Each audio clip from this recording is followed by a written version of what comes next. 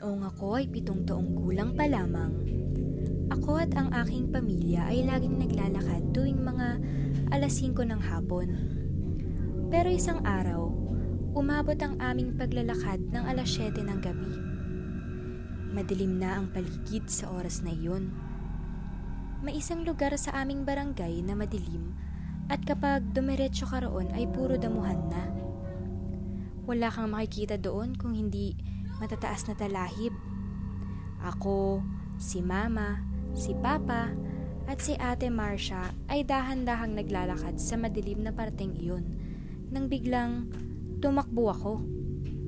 Nakita ko kasi si Ate Marcia na tumatakbo. Nakangiti siya at parang tumatawa habang tumatakbo papunta sa madilim na kalsada at sinundan ko naman siya. Malapit na sana ako sa damuhan nang biglang may tumawag sa aking likod. Tinawag ako nila Mama at Papa, ngunit laking gulat ko nang nakita ko si Ate Marcia sa tabi nila. Sino yung hinahabol ko kanina? Nagtataka sila kung bakit ako biglang tumakbo. Ngunit akala ko talaga na si Ate Marcia ang hinahabol ko. Sinabi naman nila na wala kaming kasabay na tao. Kami lamang ang nandoon sa lugar noong oras na iyon.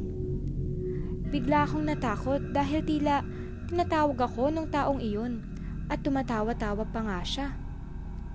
Ano kayang mangyayari kung sinundan ko siya? Buti na lang at tinawag ako ng aking pamilya dahil baka kung saan pa ako dalhin ng taong iyon at tila ako lang ang nakakita sa kanya.